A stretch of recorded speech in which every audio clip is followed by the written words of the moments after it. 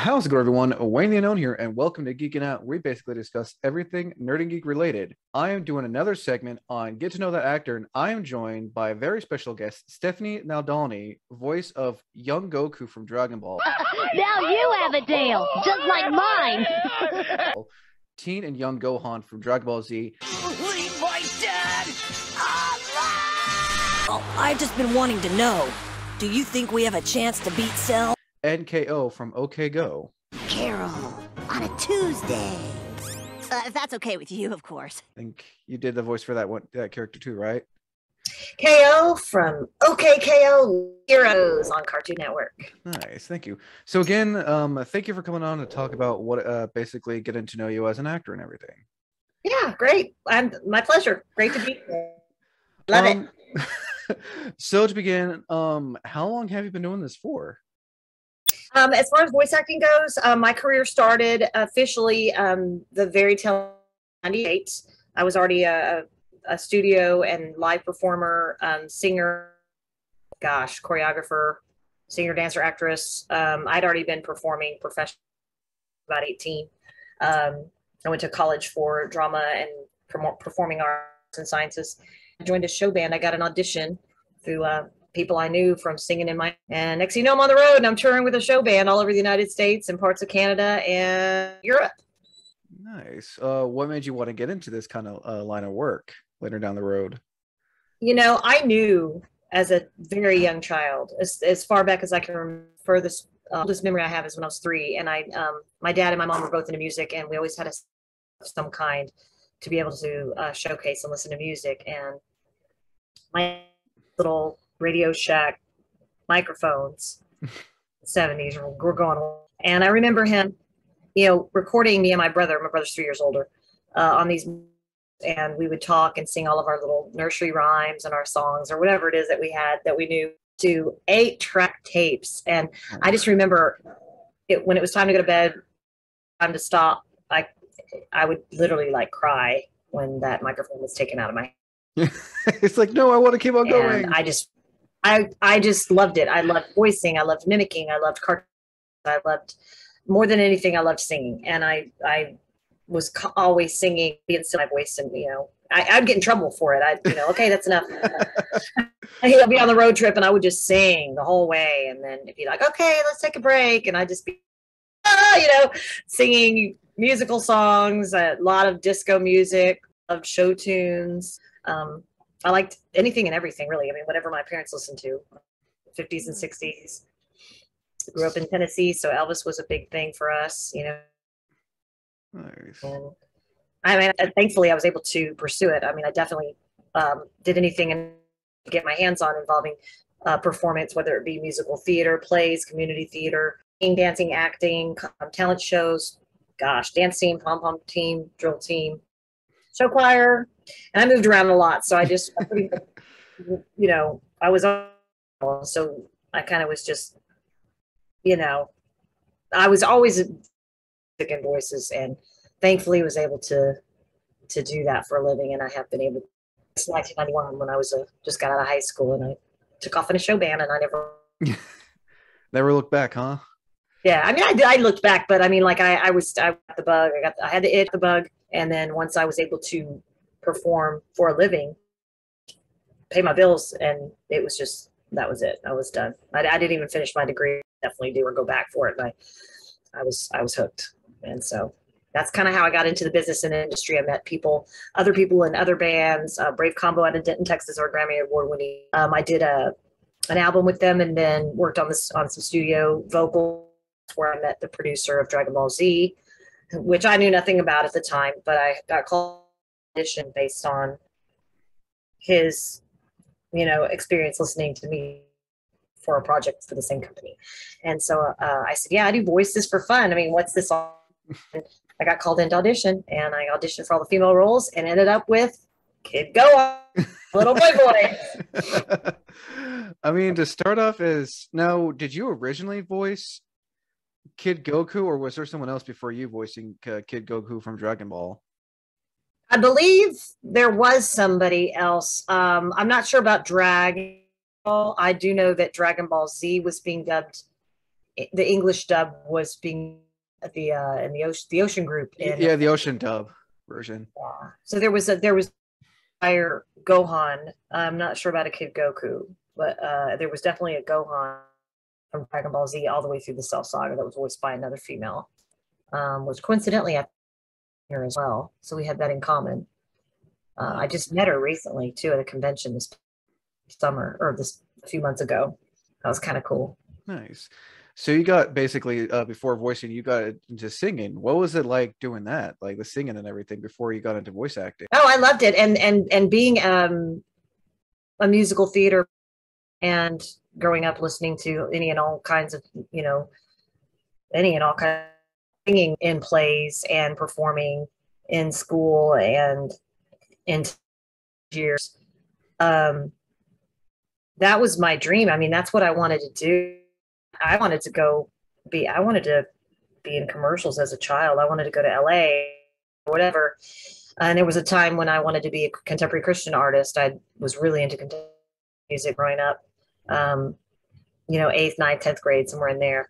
And then, but I never had that opportunity. I was just a kid. So I kind of had to go where my parents and just kind of stick by that. But once I got out on the road and grew older, I could start professional decisions on my own. And thankfully, most of those decisions involved performing, not just Vince Vance and the Valiants, which is the one I joined first in 91, but some bands area that R&B, soul, jazz, Motown. I've fronted, I don't know how many bands I've been in now, probably about 7 or 8 of them. But the long term, that's where I really cut my teeth and learned about stage performance, stage presence, singing in front of this huge band, like a big band, like 8, 9, 10 members. And then when I got off the road I was working in bands around the Dallas-Fort Worth area for weddings, parties, festivals, and such. And that's so very large.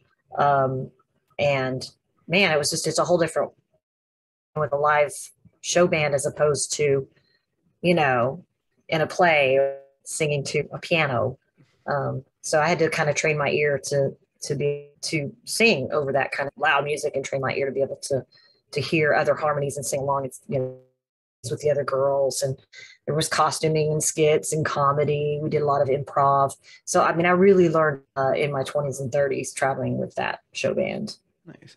Now, I was doing my research, and you can correct me if I'm wrong. You did one of the singing voices for one of the animatronics for Chuck E. Cheese? Yes, that was a brief deal that was kind of going on. I met Watson, the producer, who was directing Dragon Ball Z. I was voicing Helen the Hen for a short period of time. That gig through singing in the studio with Brave Combo and Carl Finch, some contacts with the company that was dubbing that project. So I did do a season as Helen the Hen. They changed was producing it, so I wasn't able to continue voicing it. From there, that's once I got the part of Gohan, that's when it kind of started the whole ball rolling with and character voices, and from there I got the voice of East Kai on Dragon Ball Z. Oh, hear that engine! Oh boy, and these crazy background voices, women, children crying, baby trunks, and then briefly, I guess about a year and a half into recording Dragon Ball Z, maybe 2 years, I was cast as Goku. And they kind of explained that to me, and that, who Goku was, his backstory. And then I basically pitched the voice up a little, followed direction, and then lost a little bit of the rasp, and then Kid Goku's voice. Yeah, no, Goku. Yes. Yeah, I imagine that can take a lot of your voice, especially when you're going that high up, and Goku's voice is very energetic and also very raspy. So I imagine that kind of did some damage to your vocal cords for a while. Yeah, thankfully I was able to. I had much more stamina than I even realized at the time, because I was constantly utilizing my voice. I was working in the show band. I was doing MC gigs. I was sometimes working karaoke jobs, emceeing and hosting karaoke jobs, and also mentoring young girl singers that we needed to recruit into the show band. So I kind of became the mother hen, the big sister, Valiant. We call ourselves Valianettes. Vince Vance and the Vivacious Vixens of Rock and Roll, Venus, Violet, and Victoria. We all had a V name. So I became very involved in the costuming, the choreography, because I just was just stuck. I couldn't leave, and so I ended up just kind of becoming, the Valianette, the senior Valianette that just kind of made sure we had singers that could follow the dance moves or fit in the costumes and things like that. So I got really involved with that. So that like I kind of took on the role of mentor and just kind of encouraged the singers to come in and stage presence and being able to perform, sometimes 250 days a year on the road. Jeez. You definitely kept yourself busy over the past few years. We went on tours that were as short as 4 days and as long as days at once. And we don't know, we wouldn't know where we would be sleeping, we would be eating. It was a great job for somebody young, when your body is not old and falling apart. So that I did that all through my 20s and 30s, and went back to the band a few times. The band that I was in as just 50th year last year, 2021. Vince Vance is still kicking. The only original member. Yeah. So I try to make it to the reunions, and I still get asked to join certain shows. Like I've got one that I'll be sitting in with whoever's there. I'll just be bopping in there. What are we wearing? Okay, sounds good. I can do this. I'm still sure it's still fun. Still be able to sing to this day too. Yes, like I said, that's my first love, and then being able to voice characters is actually kind of one of my dreams come true, because doing that my whole life for fun, prank calling my friends and mimicking my babysitters and recording voices, making up voices, doing radio shows alongside when we were bored back before computers and cell phones. And, that's all we really, what started it all was having a cassette player that had a cassette in it. And it was just like the ones that have like the microphone and everything with them. It was all like in one compact, tape recorder. And that became all but my obsession. Like, I just me everywhere. I would play piano. I would make up songs. I would sing, make poetry and recite it. I was just constantly doing things like that my whole life. So I feel like part of my experience. And then, joining the show band, singing, dancing, and acting with that, I was full blown in the business. I never left. I stayed put.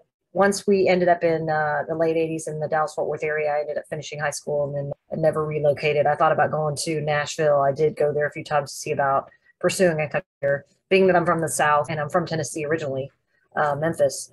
So I thought I'd go back and try that, and really work out for me. In that time, they wanting you to move there, kind of like establish a career and kind of pay your dues in Nashville. And I wasn't really, had just passed away suddenly. Right when I got cast as Gohan, I think 7 months later. When that happened, I kind of felt like I couldn't really move away from what was left of my family. So I stayed because I'd moved my whole life. I'm not moving ever again. This is not going to happen. Not on my wall. I'm still here, thankfully able to work. And now I'm kind of getting back in the realm, which used to be formal animation. So I'm working out some auditions for them, and maybe I'll get cast in something new and doing some small projects on my own. I did sing some animation themes too. Really cool, because I played part in taking the Japanese lyrics and English lyrics, and then I was able to actually sing some of them and perform some of them myself that were a part of the show, and great in Case Closed. That was really, really cool experience. Very nice. Now, one question I've been starting to ask lately when I do these kind of interviews: any advice you want to give to someone who's considering on pursuing a career in either singing or acting that you would want to, give out there? First of all, there's really no here's what you do kind of thing. My best advice would be to practice, hone in on what it is that you think you want to do, to pursue, whether it's singing, public speaking, being an MC, radio DJ, Some people want to be a newscaster, or they want to be on the news, or, weatherman or weatherwoman. I would just encourage whoever it is at whatever age to really just dive right in. And with all of the access to the internet, there's workshops, there's people that you can get in touch with to hone your acting skills. So if it is what you want to do, I do recommend getting either some kind of vocal lessons or theater, stage theater lessons, and maybe even just being in a play. Learn the background of that and what it's like to go to rehearsals and kind of get that discipline going. Like I said, there's all kinds of workshops. If it's just voice acting you want to do, there's a bunch of workshops online. There's also websites that you can put a profile up and put your demo up. A demo would be my next step, is coming up with some copy that you can put together for you, or you can do them get online or meet people in the industry that can help you with that. And some people can do this. You don't even have to be in the same room. You can send them the files. You put together a whole package and then get a demo reel together. You can put up a website, but getting the experience and getting a ring that shows and showcases your abilities is what I would recommend first, especially out. Eventually, you could maybe even do some extra work on a set, or sometimes you have to gain experience. You have to kind of like dive into something you may paid for at first, but to get into the industry and career, people do it from their home now. They have their own home studio. Get your own microphone, some free software you can get your hands on and practice with that. Those are some I recommend. I mean, lately what I see like on TikTok and everything and online, like a lot of well-known voice actors are recording from their home in like inside a closet with a bunch of makeshift sound proof stuff on the wall and everything. Yeah, it's just there's more than I can even detail in this interview. There's just wow. I mean, I've got my business manager and bass player of our band works at a radio station, so I get a lot of advice from him.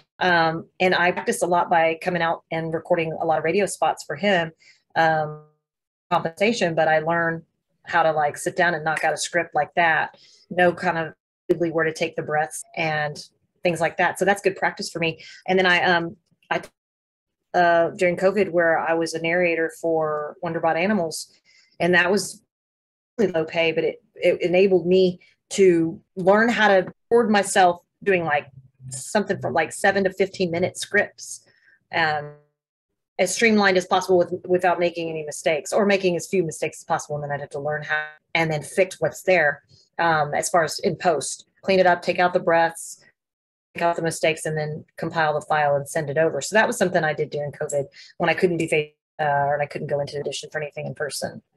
But there's there's more than I can come up with right off the top of my head. You could just set up a profile, get a portal going on, and then like set up your profile, add your skill set, ask for a resume or a cover letter, just get, practice all of that stuff. There's all agent would be good, but a lot of times getting an agent, you would have to get, you have a resume put together you've already done, whether it be improv or comedy or acting or take voice, and then really getting confident in your craft and, kind of over stage fright or whatever it is that might be an obstacle for you. You answered a good chunk of my questions right there. Now, when I was doing my research, there's one anime I saw you voice in that sounded very familiar. The anime is called, what was it like voicing in the anime called, I'm probably going to butcher the name, Gravion's Y. It was an anime you did back in 2004.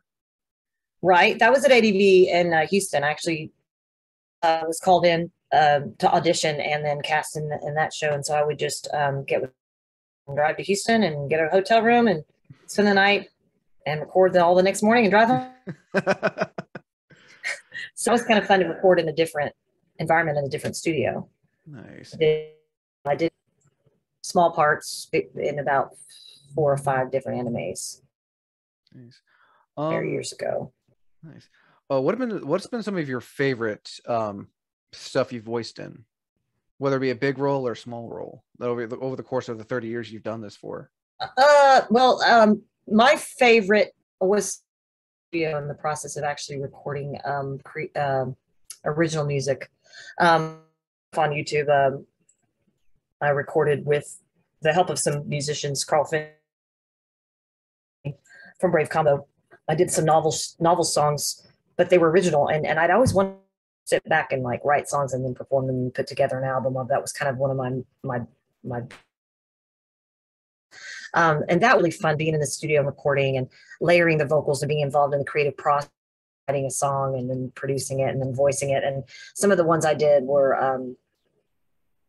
as a child. So I sang as a young boy and a young girl and put out these songs for the radio. Some on YouTube. One's called Kids Christmas and the other is Howling Rocks. That was the best memories I have. And then also I have this knack. I grew up listening to Weird Al Yankovic, and I had this knack lyrics to songs and they make funny. And I was able to produce some of those in, I guess in the 90s. And they ended up airing on like a morning show, radio network where, you know, I would do songs like, I would take a, say like that Britney Spears, and I called it Broccoli Spears. And it's all about eating vegetables and, you know, squash and tomatoes, corn and potatoes. And it's all about, you know, when you dine all the time, all just silly stuff like that. And I did one by Chris. I changed it from beautiful to pitiful. The song's all about being pitiful. I did one about turkey, turkey like this. Kelly Clarkson's A Moment Like This, her big hit from American Idol. A turkey like this, and then the whole thing's about eating Thanksgiving turkey. And I really got into that for a while. And I would have liked to have considered having a job like that I could work during the week, where I would actually write and produce these topical songs and change the lyrics. And that opportunity never made itself available. But I was traveling in a show band, and so that was not really, it just didn't happen. But I still find myself doing that. I'll hear a song on the radio, and then I'll mix it with current events. And now I might even do that, and even fun, even just to kind of put something out there that's creative that people would enjoy, you know, anything, but it would be like a fun thing to do, to get back in the studio and record it and laugh, you know. And I don't know, maybe somebody will hear something and I could get a job writing and parodies. I'm not going to close. I'm certainly not going to close the door on that. No. But I also loved voicing Goku. Goku was funny and cute, innocent, and like I love children. 2 stepbrothers and a brother. So I was around boys, you know, girl. So I definitely had a lot of material to draw experience from when it came time to put the acting behind the character voice. I had a lot of references, family and people around me, because I'm just a natural mimic. So I can pick up on the nuances of a voice and incorporate that into a character to make them sound completely different. Most recent audition was 16 different characters, all completely different. Random voices that would be considered for upcoming animes of some kind. I don't know if they'll cast me or not, but if you don't audition, you don't.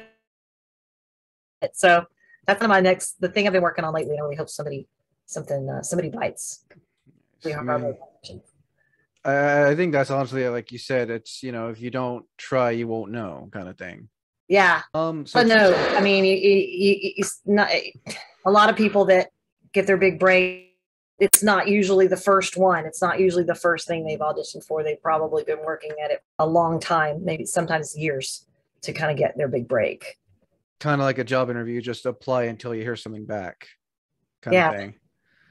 Right. I mean, I was cast as this character and be so popular today.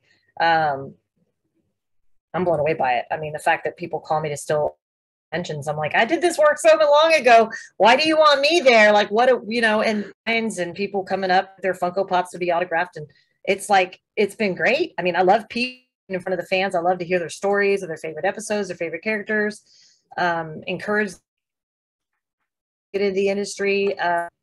You know, hey, you're one of the voices of my childhood. It's like, it's kind of giving me a purpose. It's like, you know, during COVID, it was just so everybody was whole, and then to get back out and do conventions and be face to face with all these fans is amazing. Just wow, it's wild. And to appear at some of them with other people in the industry, and then to reunite with some of my castmates, that's also a lot. Well, you kind of answered my question about conventions. Actually, what was it like attending your first convention as a guest? Wow, that the world. My first convention was San Diego Comic Con, summer of 2000, Ooh, and that's like that's 20, like that's like peak anime right there for a lot of people. 22. And this particular convention, which, like I said, I didn't know these even existed. I mean, this was a big one. They had Marvel, they had Star Wars cast members, they had people dressed. I mean, the thing was huge, and I mean, I was like walking around. I didn't have much time, but I did walk around a little bit. I met Lou Ferrigno. I met some one of the cast members from The Sound of Music. I think Carrie Fisher was there. It was crazy, and there were four of them. They brought Chris Sabat, Sean Schemmel, Sonny Strait, and myself. And right when the show was being aired, maybe it's been on for about a year. So a lot of our fans, ages, but a lot of them were young. They were, 9, 10, 11 years old at the time. And when it came time for, to sign our autographs or sign our trading cards or whatever we were signing, I had to prove that it was me that did the voice. Like these people would come through like, no, you're a girl. Possibly go on. And I'm like, oh, well, can't you tell? I have to like prove it. At the end of the weekend, my voice was toast because I had been screaming and yelling as Gohan to prove it. It really was me behind the voice. It's crazy. It was crazy. Even now, I mean, I some of them are small, some of them are little festivals, some of them are big, some have a lot, are overwhelming. I mean, they're going on all the time, every weekend, all over pretty much all over the world. Definitely keeps you busy, huh? It's been keeping me busy, yes, since last year. I've been doing them or similar things like comic book stores, festivals and things, Comic-Cons now for, well, every weekend for about a year now. Booked, I think, through the end of the year now. All over, sometimes I get to pick and choose, and some weekends are open, and so with something. I like to stay busy, making up for lost time. It's like I was holed up in my house for a couple of years. I mean, yeah, with COVID and everything, restrictions being lifted, I know it's probably nice to go back out there and just, go to cons again. And have you ever attended a con not as a guest, but like as an attendee, seeing what it's like from the other side? Not.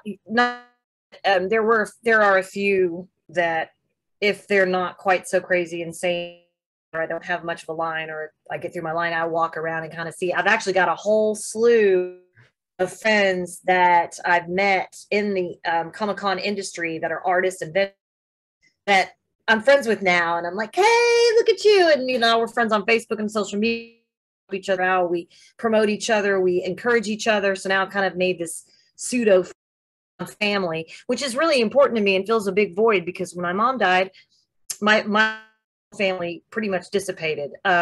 She was kind of the glue. She was the glue with all of us. So when that happened, and a lot of my relatives passed away, so I've been having to kind of find a way to have and when I couldn't have kids, I lost a couple chances at being a mother, which was my own. I've been having to embrace the fact that you don't always get what you want, so you just have to adapt, and I just play with everybody else's kids, and teach music and voice to kids. So that's kind of my way of being a mom, by nurturing kids and holding them and encouraging them, and just being nice. And it fills that void. I mean, as much as I wanted to be a mother myself, animals, I got 2 cats and a dog. Aww. And I take really good care of them. They eat better than me. Taxes. They are royalty. Yeah, that's been filling a void. And then I take really good care of my business manager. We're like best friends. We're roommates. We work together with music. He's actually teaching me some piano, so I'm like learning some piano lessons through him with chords and some other, learning songs that I love. I think I could possibly learn how to play, because it seems like they'd be too difficult. But so I'm diving back to piano lessons myself. You're never too old to. No, you're never too. I feel like every day you're always learning something new, in my opinion, at least.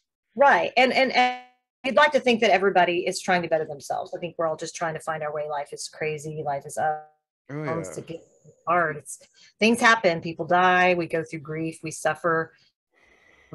So I'm just trying to be grateful for what I do have and able to, get out there and be able to be in front of people and to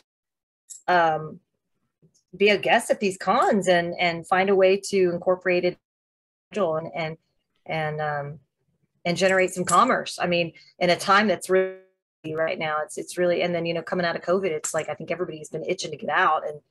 And, I'm traveling all over the United States right now. Like, I think I was in Missouri, and then this last weekend, or Colorado, and then this last weekend I was in Kansas, where I went to high school near this place, which is crazy going back. And then this weekend I'm in Florida, and then the next one back down in Houston. I love it. I feel like I'm going back to my 20s and 30s and traveling again, only this time it's not with a show, Comic-Con tour 2022. Yeah. Oh, you also answered another question about some of your favorite experiences as well. Some of my favorite. Yeah, some of another question I asked real quick. Sure. If any horror stories, funny experiences you have that you'd like to share that are appropriate, I should say. You froze a little bit there. What was the question one more time? Any experiences you'd like to share, funny experience, horror stories, stuff like that, as long as it's appropriate. There's definitely some behind the scene. I don't know if you call them bloopers, but in the recording process, Funimation was a tiny little company, and we were all kind of playing multiple roles. I mean, there's tons of talent here in the Dallas-Fort Worth area. Don't get me wrong, but we had a pool of talent. Oh, I believe it. But the company was much smaller. There was, maybe one or two shows going on, and a lot of times the voice actors were also directors. And so I just remember having a lot of fun. Like I said, process of actually laying down voices and some of the jokes or the bloopers that I remember one time, and I think this is a really funny story. So sometimes when we would provide a voice, obviously everything you see has already been done. It's an anime, we're dubbing it in English. So everything we see has already been done, and we're dubbing it in English.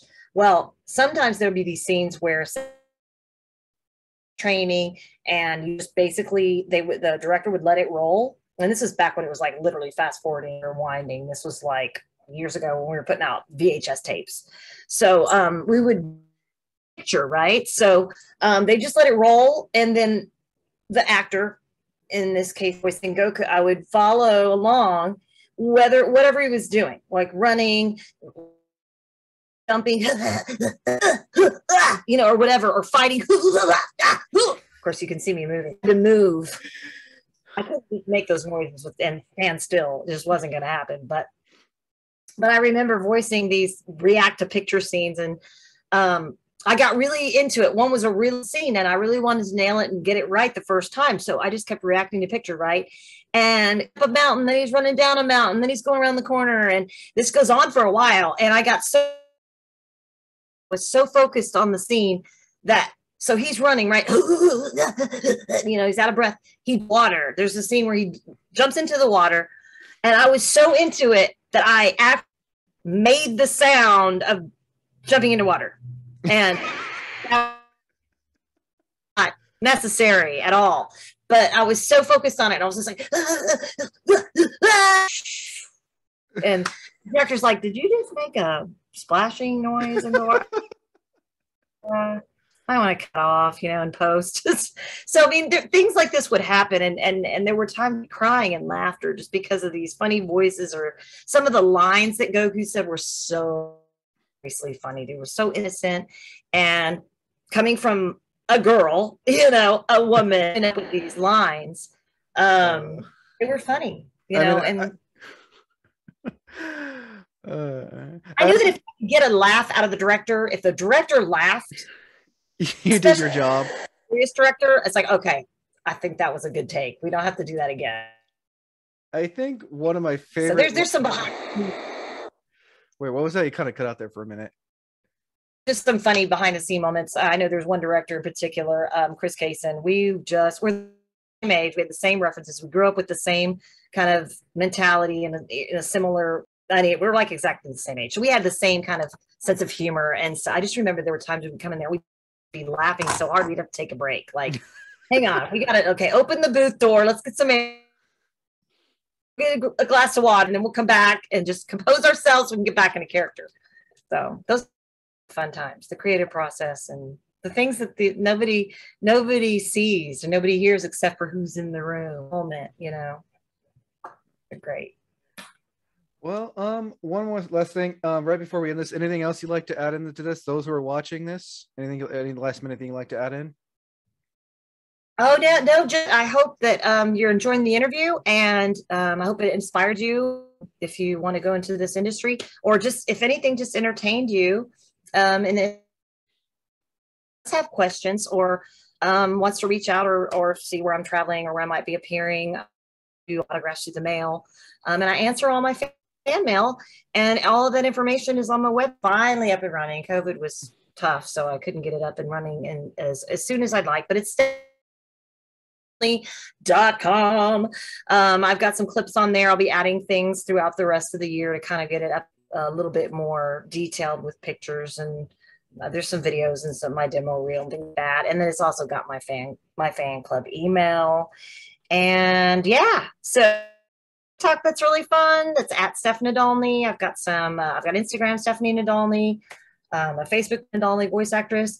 So yeah, if you want to be in touch or have any questions or you want an autograph, I also do outs, birthday voiceovers. I can do a voice answer machine message, personalize anything you want. I'm on Color World. I'm on Cameo.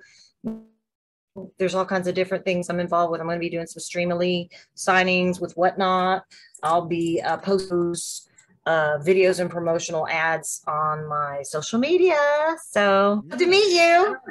Links to all that will be in the description below, by the way, for those who are watching. Great. So I think that should do it. Again, Stephanie, thank you for coming on for Geeking Out to get to know that actor. Yay, it's my pleasure. Yeah, come in. Everybody. As always, I am Wayne the Unknown. Thank you for listening to this episode. Until next time, thank you for watching.